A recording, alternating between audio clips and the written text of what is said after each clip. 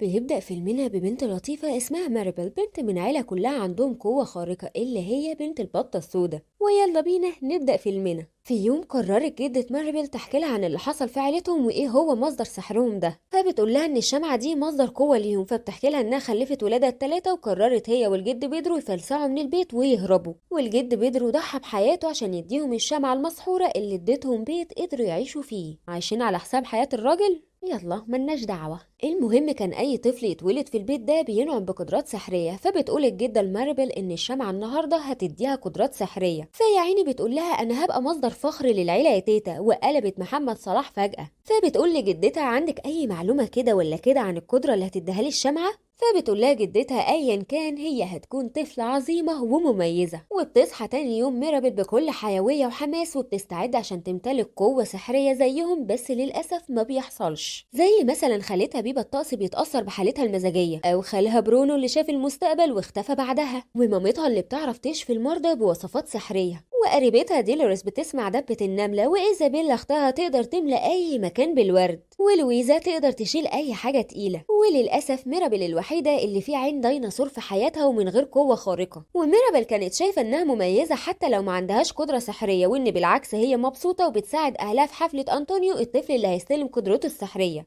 وإنت هيبقى عندك قدرة سحرية إمتى يا منيلة؟ المهم جدة ميرابل بتقول لها لا بلاش تيجي الاحتفال، مش بنتفائل بيكي يا ست انتي. فبتزعل ميرابل وبتمسك الهدية اللي جايباها لأنطونيو، فبتلاقيه مستخبي تحت سريرها، وبتلاقيه بيقول لها انه متوتر قوي بسبب الحفلة. فبتقول له بعدين بقى ما تبقاش عبيط زيي، اتشجع كده ويلا افتح هديتي اللي جايباها لك. فبيشكرها وبتحضنه وبتقول له يخرج ويفرح في الحفلة. المهم ميرابل بتقف بعيد عشان تتفرج عليه في الحفلة، فبيقول أنطونيو لميرابل ميرابل ساعدينا الله يكرمك. فقالت له لا يا اخويا والله ما هقدر، اصل معمول لي عمل على ورك نملة.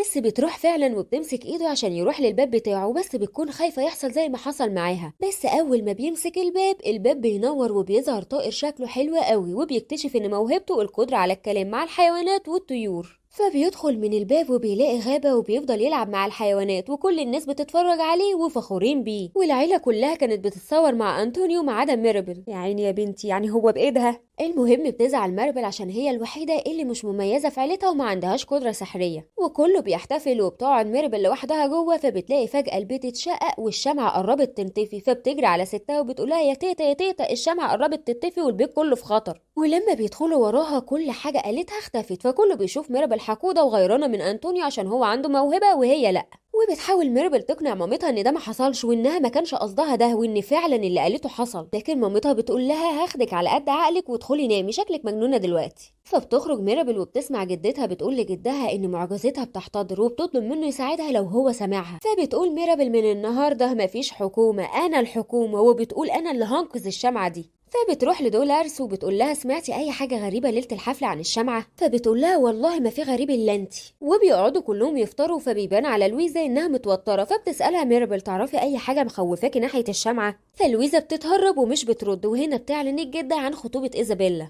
بس ميربل بتفضل مركزه مع لويزا اللي خلعت من المكان، فبتفضل وراها، بس لويزا بتقول لها انها عندها شغل كتير قوي. فبعد ضغط كبير من ميربل على لويزا بتقول لها لويزا لازم تروح تبدا رحله بحثها عن برونو اللي اختفى لما قال على اللي هيحصل في المستقبل عن الشمعة. فبتدخل برج برونو اللي اهلها مانعين الدخول جواه. يا اختي هو انت ناقصه مشاكل؟ المهم بتنبهر ميرابل بحيطان البرج وبتلاقي طيور خايفه كتير، فبيتقفل الكهف على ميرابل وبتلاقي تحتها ازاز بينور اخضر مكسور. فبتقرر ميرابل انها تجمع الاجزاء المتكسره. سؤال يا انسه، هو ده وقت لعب بازل؟ المهم بتتشقق الحيطه وبتتكسر وبتحاول تلم الازاز اللي مطلع النور في شنطتها وتخرج من البرج بسرعه. فبتتخبط في جدتها وبتروح لأوضتها، بس بيبا بتروح وراها وبتبقى عايزة تعرف منها أي معلومات عن برونو والرؤية بتاعته، بس بيبا بترفض تتكلم عن الموضوع. فبيدخل والد ميرابل وبيلاقي الإزاز اللي جمعته، فبتحكي له ميرابل لما دخلت برج برونو. قال لك بقى بما إننا وصلنا لنص الفيلم يبقى كده الملخص عجبك، فما تنساش تشترك في القناة عشان تكمل معانا ملخصاتنا الجاية. المهم فضل الأب مندهش ومبلم، فبيقول لها اوعي تقولي لأي حد أي حاجة تخص أي حد أو أي حاجة يعادل بيه. وكمان النهاردة العشاء معمول على حس عريس إيزابيلا. فبتسمعهم دولارس، وطول العشاء بتبقى ميرابل بتراقب دولارس ودولارس بتراقب ميرابل، وحاجة في قمة التوتر. فبيحصل اللي مرعوبة منه ميرابل، ودولارس بتكشف السر، فبيتهز البيت وبيتشقق.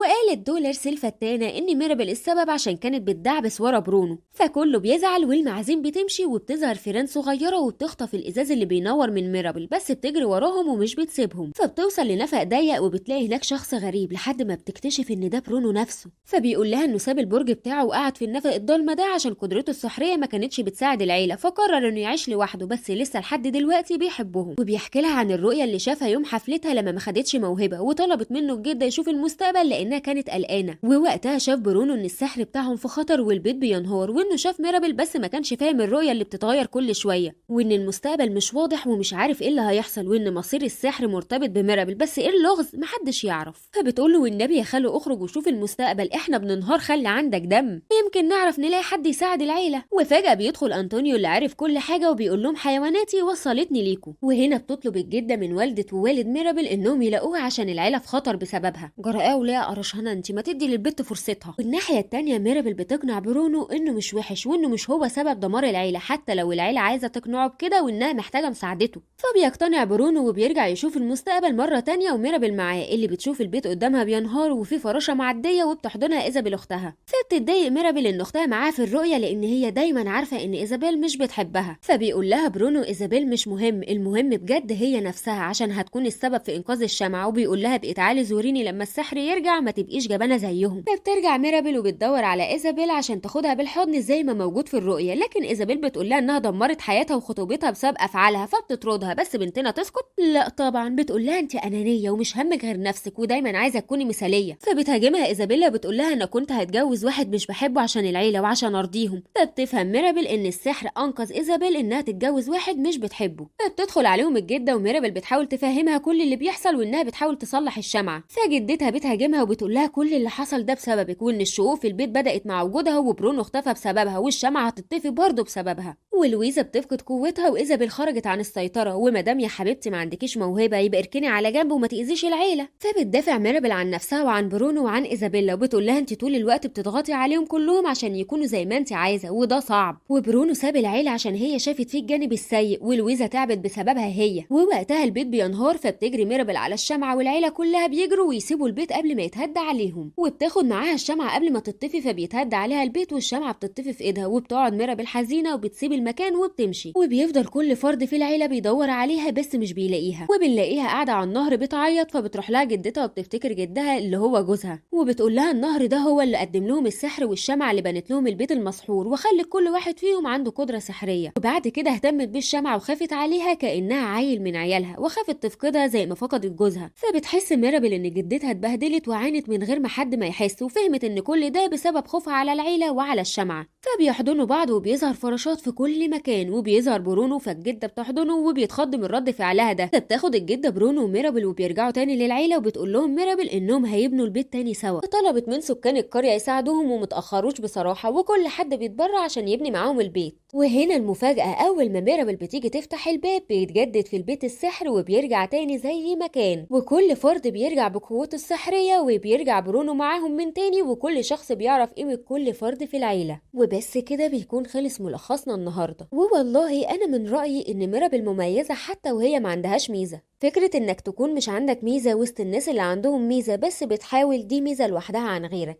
ما تنسوش تشتركوا في القناه وتعملوا لايك وتقولوا لنا رايكم في الكومنتات، وكمان ما تنسوش تعملوا لايك لصفحتنا على الفيسبوك. ومع السلامه.